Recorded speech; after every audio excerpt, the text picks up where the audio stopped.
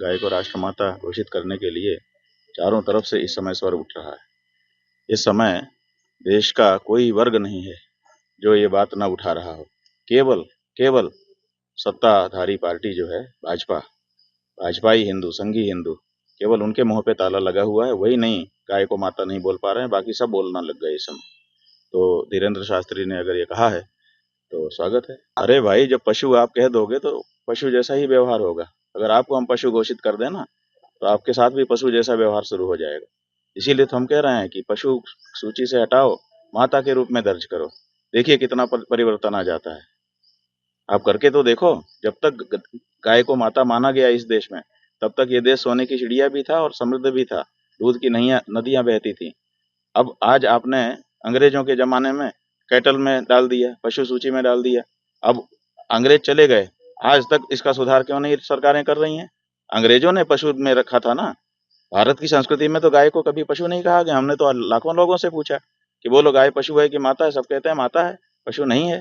तो फिर जब देश की सरकार कहती है कि हम बहुमत के आधार पर निर्णय करते हैं, तो देश का बहुसंख्यक समाज जब कह रहा है कि गाय पशु नहीं है, माता है, तो आखिर इन सरकारों को क्या दिक्कत हो रही है? क्यों ये गाय को माता कह के नहीं पुकार रहे हैं? क्या देश की आवाज दबा देंगे ये सरकार? क्या देश के लोगों की आवाज नहीं सुनी जाएगी और विदेशियों की आवाज सुनी जाएगी? ये सरकारें हमारी हैं कि ये उन्हीं अंग्रेजों की पिट्ठू हैं? ये बात तो तय होनी चाहिए। इसलिए गाय को इस देश ने कभी भी, आप पूरा इतिहास पुराण उठा करके देख लीजिए, माता शब्द से नवाजा है, कभी भी पशु नहीं कहा है। पशु कहना पाप समझते हैं हम गाय के लिए।